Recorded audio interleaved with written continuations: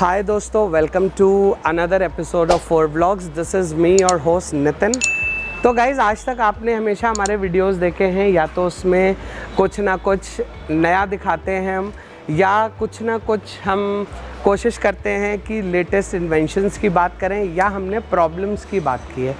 तो बहुत दिनों की एक सोच के बाद आज हमने फाइनली ये डिसाइड किया कि क्यों ना एक्चुअली में कस्टमर्स के रिव्यू किए जाएं और जाना जाए उनसे उनकी गाड़ियों का feedback, and according to that we can go ahead and make this world a better place.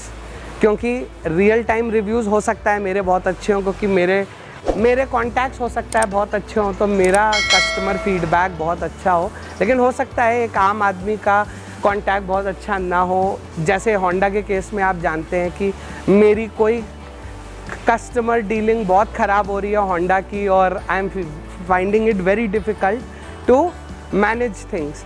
तो इसीलिए हमने सोचा कि इस सीरीज़ को शुरू करते हैं। और अगर आप भी अपनी गाड़ी को हमारे वीडियोस में फ़ीचर करना चाहते हैं तो नीचे दिए गए ईमेल एड्रेस पे आप हमें ईमेल कर सकते हैं। और अगर आप दिल्ली एनसीआर में कहीं भी हैं तो हमारी टीम आपसे ज़रूर कांटेक्ट करेगी, और हम आपके साथ भी एक कस्टमर रिव्यू शूट करने की कोशिश ज़रूर करेंगे। तो आइए शुरू करते हैं।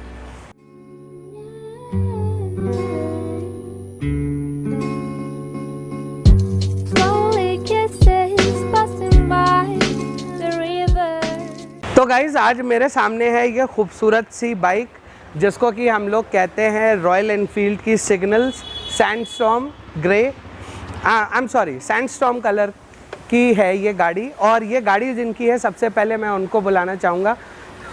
परमेश्वर जी, वेलकम टू द चैनल। तो गाइज़, ये गाड़ी के ओनर हैं परमेश्वर जी। और अब मैं लगा देता हूँ माइक इनके पास, क्योंकि जो भी जानकारी मिलेगी आपको इन्हीं के थ्रू मिलेगी, because of a customer feedback, जो कस्टमर का एक्चुअल फीडबैक है। तो आइए शुरू करते हैं। तो परमेश्वर जी, सबसे पहला सवाल मेरा होगा, आपको कितना टाइम हो गया ये बाइक लिए? ऑलमोस्ट 9 मंथ्स मेरे पास है ये गाड़ी। तकरीबन 9 महीने के आसपास आपके ये गाड़ी है। और कितनी चला दी है आप? 9200 प्लस किलोमीटर्स। वाओ। सो मतलब अगर मैं ये 9028 किलोमीटर ये गाड़ी चली है, यानी कि मतलब हर महीने में मानूँ तो 1000 किलोमीटर का आपका राइड है। डेफिनेटली इतना तो है, मतलब किसी महीने ज़्यादा हो गया, किसी महीने थोड़ा बहुत कम हुआ, लेकिन कुछ ना कुछ इसी तरीके का है। तो सबसे पहले जानना चाहूँगा कि आपने यही गाड़ी क्यों ली? मार्केट में जैसे GT भी थी, हिमालयन भी थी, मीटियोर भी थी, और भी बहुत सी बाइक्स आती हैं, तो वाई ओनली क्लासिक? मेरा सबसे पहला सवाल यही है। एक्चुअली स्पीकिंग ये मेरा पहला गाड़ी नहीं है। इससे पहले मैं 3 और गाड़ी रखा था स्पोर्ट्स कैटेगरी में, इंक्लूडिंग 1000 cc व्हीकल। ओके। सो मेरा मेन पर्पस है गाड़ी लेने का इज़ ऑफिस कम्यूट। ओके। तो मेरे को पहले रेट्रो फील का गाड़ी चाहिए था। दूसरा चीज़ ये है कि कंफर्ट चाहिए था। तो ये दोनों चीज़ पूरा मार्केट में एक ही गाड़ी है जो ऑफर करता है एट दिस प्राइस रेंज, इस रॉयल एनफील्ड्स क्लासिक 350।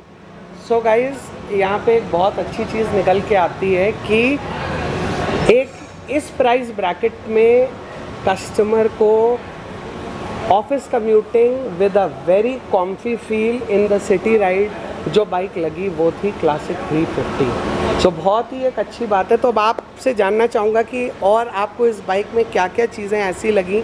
जैसे कलर्स में भी बहुत सारे कलर्स भी हैं, तो what made you select this colour? मतलब देखिए, वैसे तो कलर जो है कस्टमर स्पेसिफिक ही होता है, बट फिर भी मैं जानना चाहूँगा, क्योंकि at one point of time this was also my favourite colour. Agreed. So आप जैसे कह रहे थे कि colour is a subjective point of view. Exactly. But मेरे को स्टार्टिंग से ये इंटेंशन था कि मुझे एक यूनिक कलर चाहिए था जो इजीली मिलते ना हो, रेयर हो।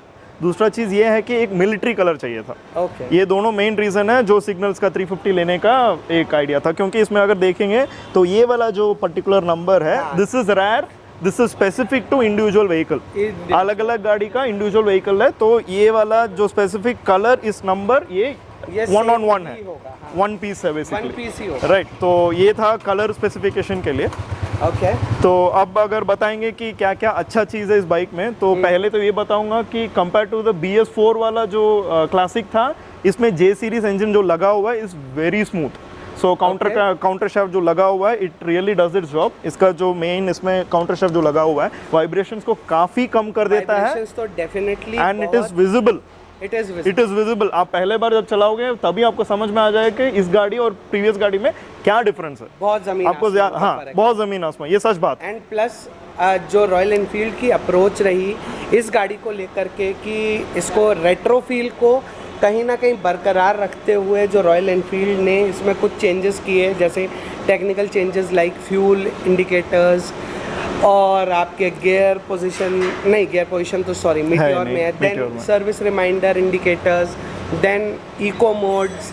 तो ये सारी चीज़ें ना कहीं एक वैल्यू एडिशन थी इस बाइक के लिए एंड डेफिनेटली उसी वजह से आज जनता के बीच में इस बाइक की काफ़ी पॉपुलैरिटी मेरे ख्याल से है। बिल्कुल। एंड एक और पॉइंट मैं बोलना चाहता हूँ कि compare to the previous version again, जब रॉयल एनफील्ड क्लेम कर रहा है कि 10 सेकेंड फास्ट है, ये एक्चुअली 10 सेकेंड फास्ट है।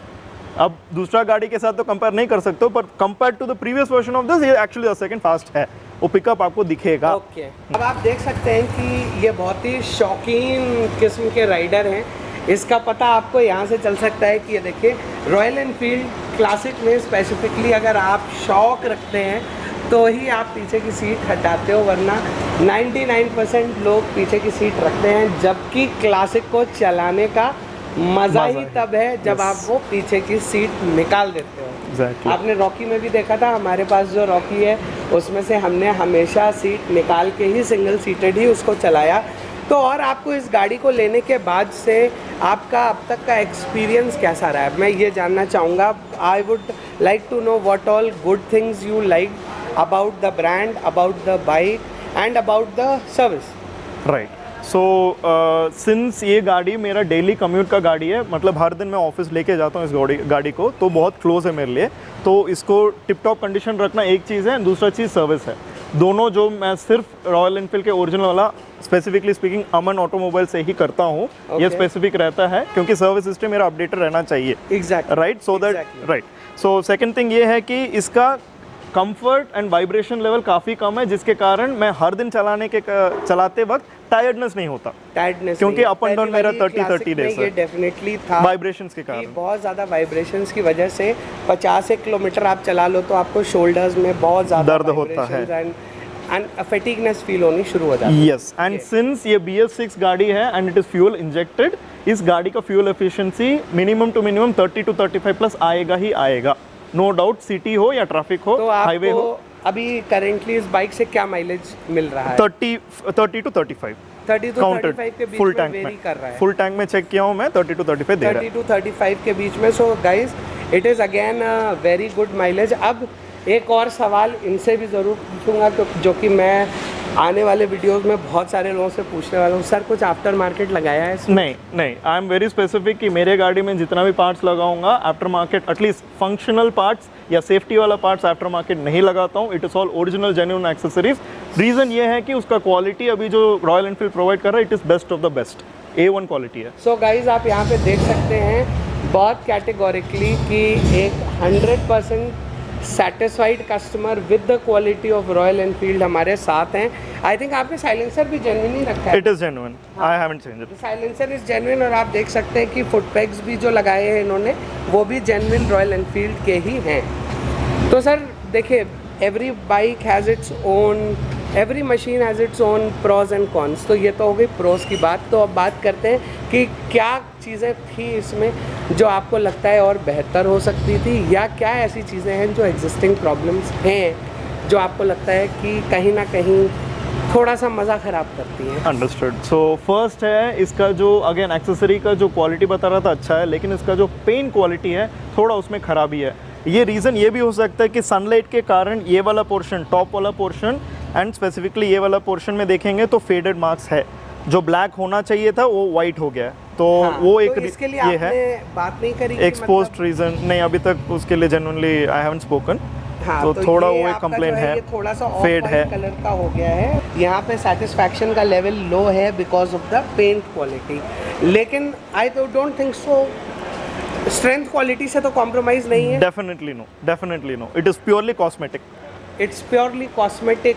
तो और कुछ जो आपको लगता है इस बाइक में और बेहतर? मैं थोड़ा एनर्जेटिक राइडर हूँ, ओके। तो सुबह अगर देखेंगे तो पिकअप एक्सपेक्ट करने वाला बंदे में से हूँ, राइट। तो उसमें क्या है कि टॉप स्पीड अगर जाएंगे तो उसमें थोड़ा टेपर्ड नॉइस पहले जो गाड़ी था वैसे ही इसमें आता है, वैसे आता है, राइट। तो यानी कि if I say that engine refinement could have been more better, a bit better. So engine refinement, वो भी अगर आप यहाँ पे नोटिस करने वाली बात है कि इंजन रिफाइनमेंट भी जो है वो टॉप स्पीड्स में कहीं ना कहीं प्रॉब्लमेटिक। तो अगर लो एंड और मिड रेंज की बात करें तो आई डोंट थिंक सो नॉइज़ वगैरह, क्योंकि मेरे पास भी सेम J1 सीरीज इंजन है, It is तो perfect. लो एंड और मिड रेंज में तो मुझे टैपेड नॉइज़ नहीं, पता नहीं चली। नहीं। वंस यू क्रॉस 80 या 90 किलोमीटर के ऊपर बाद जो आपको- हाईवे में मैक्सिमम चला रहा हूँ, तो हाँ। उसके कारण 80-90 तो पहुंचना पड़ता है मुझे, Exactly. तब क्लियरली मेरे को सुनाई देता है हेलमेट पहनने के बाद।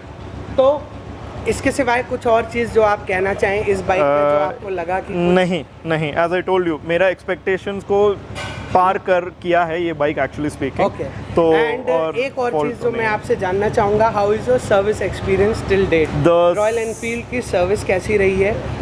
क्या आपको कभी पार्ट्स रिलेटेड कोई इशू आया है, या कभी आपकी गाड़ी स्ट्रैंडेड हुई है बिकॉज ऑफ पार्ट्स या एक्सीडेंटल स्ट्रैंड, कुछ भी इस तरीके का? राइट, सर्विस इन जनरल पक्का है, कोई भी इशू नहीं है। स्पेसिफिकली अगेन अमन वाला मैं कल गाड़ी दिया था, एंड स्पेसिफिकली मैंने बोला कि इस टाइम पे आज चाहिए था, डॉट 1 घंटा पहले ख़त्म करके दे दिए। पहले चीज़ service is very good, and मेरा जितना भी कंप्लेंट्स है सब रिजॉल्व किए हैं गाड़ी में, that is for sure. But speaking about parts availability, मैं पीछे वाला जो इंडिकेटर है वो थोड़ा लगा हुआ है, वो उसका अवेलेबिलिटी अभी तक आया नहीं है, 2-3 बार बोल चुका हूँ। सो वो एक इशू है। मीटियोर में और इसमें सेम इंडिकेटर आता है, बस फ़र्क इतना है कि मेरी मीटियोर में ये क्रोम का पार्ट है और ये आपका भी यहाँ से निकल गया है ना, यस, एग्जैक्टली। हाँ, तो ये देखिए ये यहाँ से टूटा है, मेरी मीटियोर में भी यहीं से टूटा है, तो ये क्रोम पार्ट है मेरे में, इनके में ब्लैक है, बट अनफॉर्चुनेटली दोनों ही अभी अवेलेबल नहीं है। तो इसके सिवाय आपके रिकमेंडेशन की अगर मैं बात करूँ, out of 10 how many points would you give to the other people to buy this bike? It's a definite solid 8.